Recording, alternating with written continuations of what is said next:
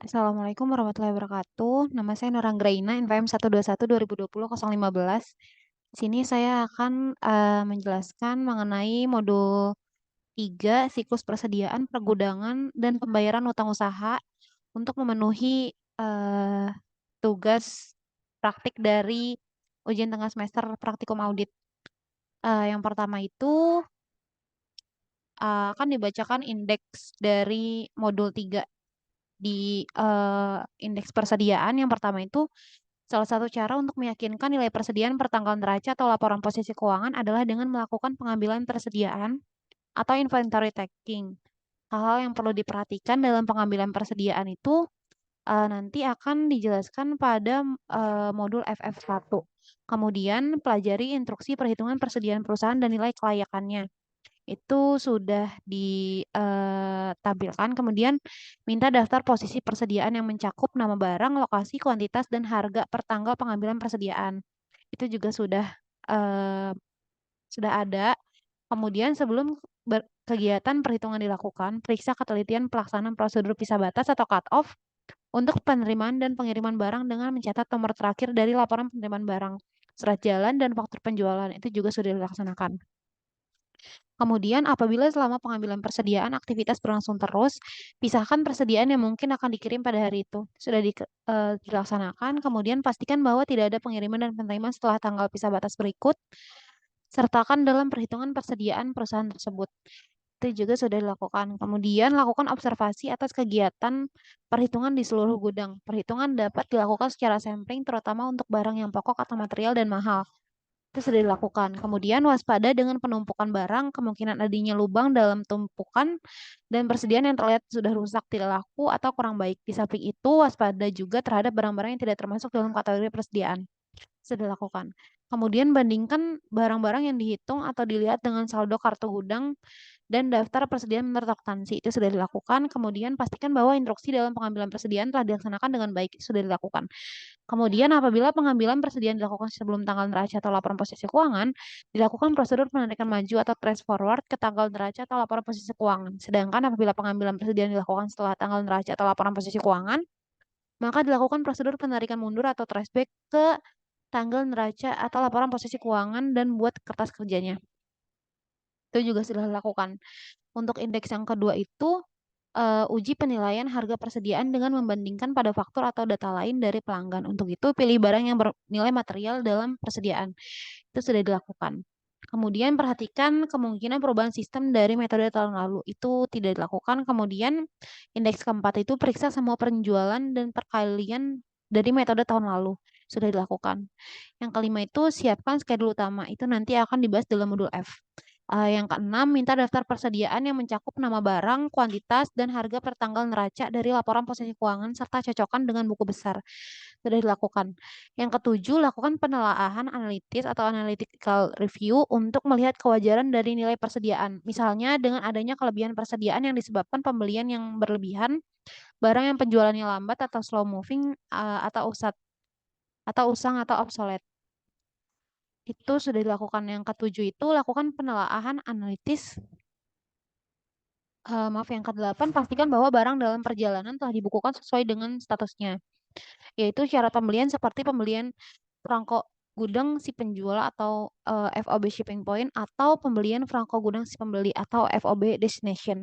Ini sudah dilakukan. Jadi PT Subus itu menggunakan FOB destination.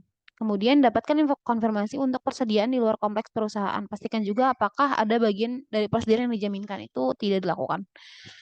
Untuk indeks yang ke-10 itu pelajari kecukupan pertanggungan asuransi. Itu sudah dilakukan. Yang ke-11 yakinkan bahwa perusahaan telah mengadakan penyisian untuk yang cukup untuk barang-barang yang penjualannya lambat, usang, atau sisa. Yang terakhir itu dalam persediaan indeksnya pelajari semua perjanjian pinjaman dengan kreditur. Perhatikan apakah ada persediaan yang dijadikan jaminan dalam rangka mendapatkan pinjaman dari kreditur. Ini tidak dilakukan karena tidak tersedia perjanjian atas pinjaman terhadap kreditur. Untuk selanjutnya itu indeks PPN masukan. Yang pertama minta daftar PPN masukan yang meliputi informasi tanggal faktur pajak, NPWP, PKP, DPP dan besarnya PPN yang dipungut. Ini tidak dilakukan karena tidak tersedia datanya. Yang kedua, yakinkan bahwa semua pajak masukan telah didukung dengan bukti pajak yang semuanya merupakan pajak masukan yang dapat dikreditkan sesuai dengan peraturan perpajakan. Ini sudah dilakukan. Yang ketiga, pastikan bahwa pajak masukan tersebut telah dilaporkan atau dikreditkan secara teratur dalam SPT masa yang dikompensasikan dengan pajak keluaran. Ini tidak dilakukan karena tidak tersedia SPT masanya. Kemudian apabila pajak keluaran lebih besar dari pajak masukan, pastikan bahwa kekurangan pembayaran tersebut telah dilunasi sesuai batas waktunya. Untuk indeks yang keempat itu, apabila ada perbedaan saldo bersih atau pajak masukan dikurangi PPN keluaran antara buku besar dengan SPT masa, pelajari sebab-sebabnya, terutama untuk saldo pertanggal neraca atau laporan posisi keuangan. Ini tidak dilakukan juga.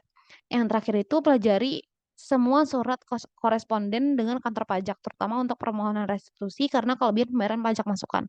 Ini tidak dilakukan.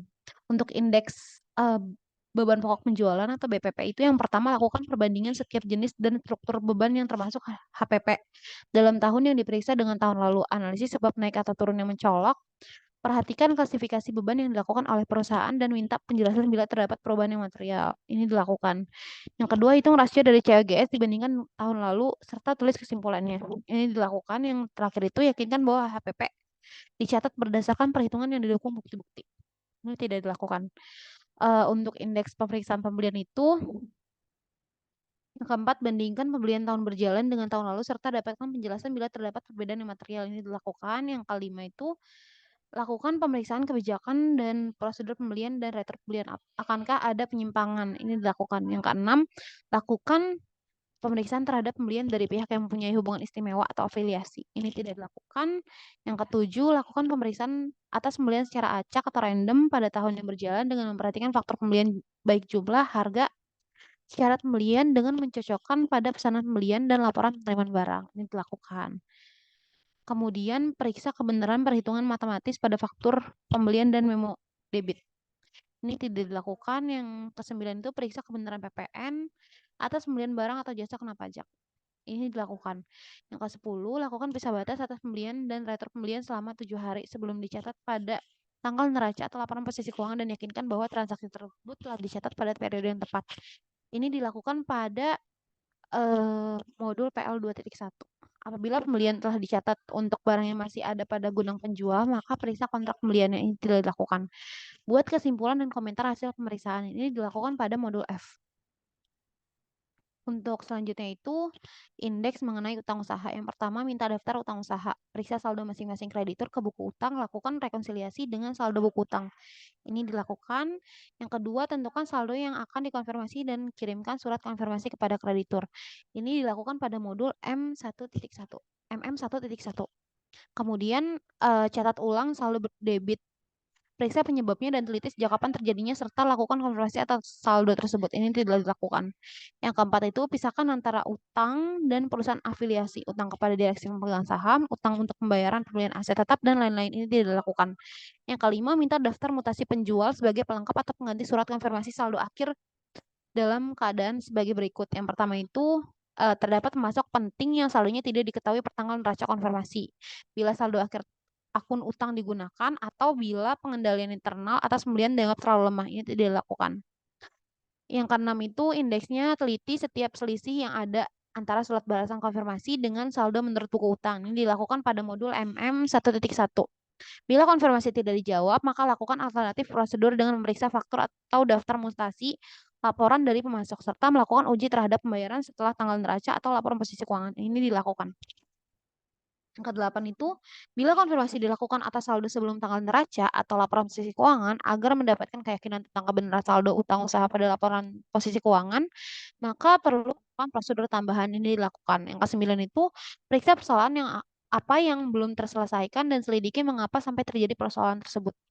Ini tidak dilakukan. Yang ke-10, lakukan tes subsequent payment dan uji pisah batas untuk pisah tanggal neraca atau laporan posisi keuangan. Ini dilakukan pada modul PL 2.1. Yang terakhir itu buat keteras kerja neraca dan kesimpulan hasil pemeriksaan. Ini akan dikerjakan pada modul M1. Berikut indeksnya kemudian akan dijelaskan modul PL 2.1.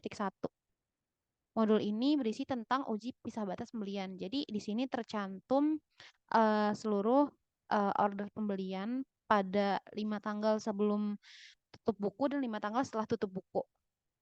Namun di sini untuk 5 tanggal sebelum tutup buku itu yang tersedia adalah data per tanggal 29 Desember. Jadi ini data pembelian tanggal 29 Desember, namun setelah dicocokkan dengan tanggal pencatatan pada buku besar, belum terdapat pencatatan pembelian tersebut. Dikarenakan PT Sugus itu baru memesan barang di akhir periode dan belum terdapat keterangan penerimaan barang, sehingga belum terdapat pencatatan atas pembelian tersebut karena PT Sugus sendiri menggunakan FOB destination. Jadi PT Sugus baru mencatat pembelian pada saat barang diterima.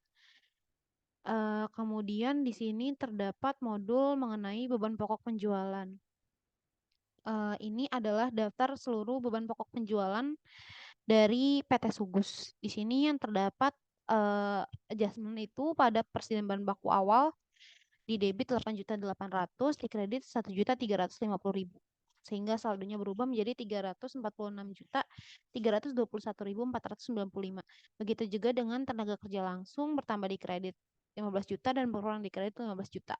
Pada beban lain-lain bertambah di debit 12.350.000. Pada harga pokok barang manufaktur bertambah 15 juta dan pada persediaan barang jadi akhir itu berkurang 15.910.000 sehingga saldo akhir dari harga pokok barang yang sudah dijual oleh PT Sugus adalah 33.252.687.959 rupiah. Kemudian itu akan dijelaskan modul MM1.1.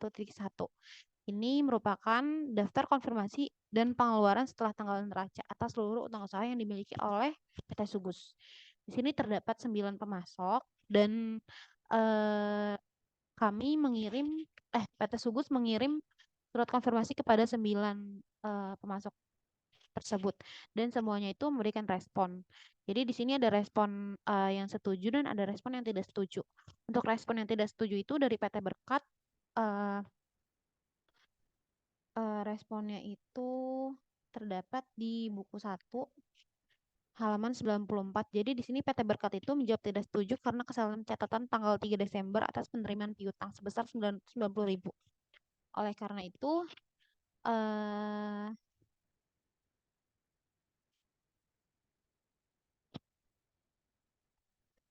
itu perbedaan tersebut menjadi perbedaan selisih minus. Kemudian PT Delta itu menjawab tidak setuju karena adanya pembelian bahan baku PS yang belum dicatat 8.800.000 pada tanggal 31 Desember 2018 sehingga koreksinya itu positif. Karena PT Sugus yang belum mencatat pembelian tersebut. Kemudian untuk PT Elang sendiri juga menjawab tidak setuju karena adanya giro yang sudah dibayar kepada PT Elang sebesar 2 juta jatuh tempo tanggal 27 Desember dan belum dikeliringkan oleh PT Elang. Ini juga terdapat koreksi sebesar 2 juta sehingga seluruh koreksinya itu sebesar 9.810.000. Dan di sini terdapat pengeluaran setelah tanggal neraca atau laporan posisi keuangan sampai dengan Februari. Di sini yang dituliskan bahwa pada tanggal sampai dengan bulan Februari PT Sugus membayar PT Berkat sebesar 501.567.000. Sedangkan untuk PT Delta sendiri PT Sugus itu membayar sebesar 30.800.000 rupiah. Untuk modul selanjutnya itu mengenai ringkasan hasil konfirmasi utang usaha. Jadi seperti yang saya sebutkan sebelumnya, PT Sugus mengirimkan konfirmasi utang usaha kepada 9 pemasok dan 9-nya memberikan respon. Namun terdapat beberapa perbedaan. Untuk seluruh utang yang mendapatkan respon itu sebesar 1.269.116.100 rupiah. Sedangkan setelah dikonfirmasi ada yang tidak setuju dan untuk saldo saldo utang usaha yang berbeda menurut pemasok tersebut sebesar 1.278.926.100 sehingga selisihnya itu dengan pembukaan klien sebesar 9.810.000 rupiah. Untuk total utang usahanya itu sebesar 1.269.116.100 rupiah. Jika dibandingkan dengan utang tahun 2017 itu sebesar 1.068.203.203.500 itu utangnya itu tahun lalu lebih besar sebesar 119%. Sedangkan pada tahun ini hutangnya itu 100%.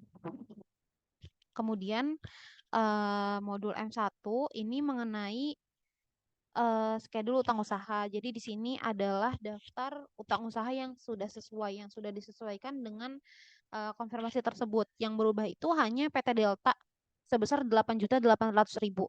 Sehingga dilakukan adjustment terhadap saldo PT Delta dengan menjurnal persediaan bahan baku PPN masukan pada utang usaha. Persediaan bahan bakunya itu 8 juta, PPN masukan 800.000, utang usaha 8.800.000 sehingga saldonya bertambah menjadi 30.800.000 dan saldo utang usaha menjadi 1.277.916.100.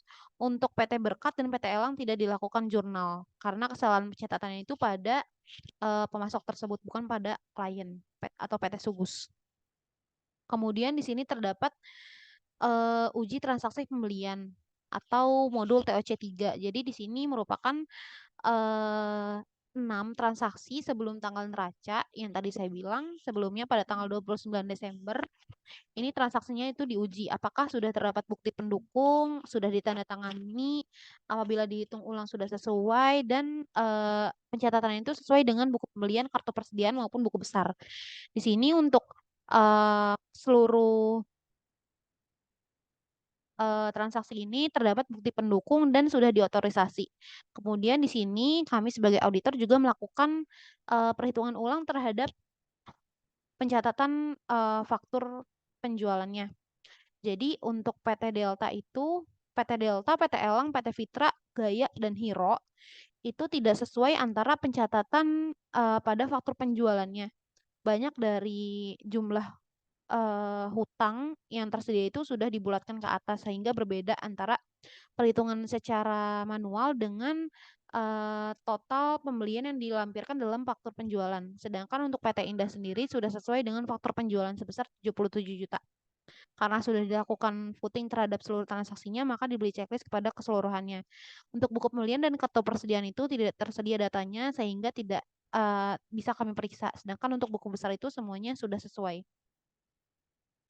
Untuk pemeriksaan selanjutnya itu pada modul perhitungan fisik persediaan. Jadi di sini terdapat data atas perhitungan fisik dari persediaan PT Sugus dan terdapat selisih atas perhitungan tersebut. Untuk perhitungannya itu ada pada halaman 90 buku 1. Untuk yang terdapat selisih itu pada barang polivinil sebesar 90 karena dicuri 90 kg. Kemudian untuk karton box itu selisihnya 10.000 kaleng karena terendam banjir. Dan untuk Rukofin SP 500 terdapat selisih sebanyak 2.000 kilogram karena barang konsinyasi di PT Unicorn. Untuk F4 itu merupakan schedule persediaan bahan penolong. Jadi di sini dilakukan adjustment untuk seluruh barang penolong yang dimiliki oleh PT Sugus. Untuk karton box itu tadi terdapat selisih 11 juta atau 10.000 kaleng yang disebabkan karena rusak terendam banjir. Jadi di sini terdapat adjustment atas barang tersebut. Untuk adjustmentnya itu jurnalnya beban lain-lain pada persediaan bahan penolong sebesar 11 juta. Ini dari 1.000 pieces dikalikan dengan harganya itu Rp1.100. Jadi untuk saldo bahan penolong pada akhir tahun atau akhir periode itu sebesar Rp126.843.600. Kemudian di modul F3 itu mengenai persediaan bahan baku. Di sini terdapat adjustment untuk barang polivinil yang dicuri. Untuk adjustmentnya itu dengan jurnal beban lain-lain pada persediaan bahan baku sebesar 1.350.000 yang berasal dari 90 kg barang dicuri dikalikan dengan harga satuannya itu sebesar Rp15.000. Kemudian untuk barang PS juga sebelumnya sudah dilakukan adjustment karena PT Sugus belum mencatat pembelian pada PT Delta sebesar Rp8.800.000. Sehingga untuk saldo bahan baku pada akhir periode itu Rp527.956.300. Untuk pemeriksaan selanjutnya itu schedule persediaan barang dalam proses. Yang dilakukan adjustment hanya pada batch production nomor 377 sebesar 15 juta. Itu karena ditemukan terjadi kecurangan catat upah buruh pabrik untuk batch 377 sebesar 15 juta. Untuk jurnalnya itu tenaga kerja langsung atau TKL pada biaya yang masih harus dibayar sebesar 15 juta dan persediaan barang dalam proses pada TKL sebesar 15 juta. Jadi untuk saldo akhir persediaan dalam proses itu 305.107.800 rupiah. Untuk adjustment selanjutnya itu schedule-nya persediaan barang jadi. Di sini terdapat adjustment untuk barang Rukofin SP 1000 sebesar 15.910.000 rupiah. Dikarenakan terdapat pengeluaran 1000 kg Rukofin SP 1000 untuk promosi. Belum dilakukan catatan. Jadi ini barangnya itu dijadikan sampel. Untuk jurnalnya itu beban promosi pada persediaan barang jadi. Jadi untuk saldo akhir periode persediaan barang jadi itu adalah sebesar 1.762.171.000 rupiah. Kemudian kesimpulannya untuk persediaan total total dari setiap persediaan yang dimiliki oleh PT Sugus itu untuk persediaan barang jadi 1.762.171.000 rupiah. Untuk persediaan dalam proses itu 305.107.800 rupiah. Untuk persediaan barang baku sebesar 527.956.300 rupiah. Untuk bahan penolong sebesar 126.843.600 rupiah. Sehingga untuk saldo akhir persediaan pada PT Sugus itu sebesar 2.722.078.700 rupiah. Sekian penjelasan dari saya. Kurang lebihnya mohon maaf. Wassalamualaikum warahmatullahi wabarakatuh.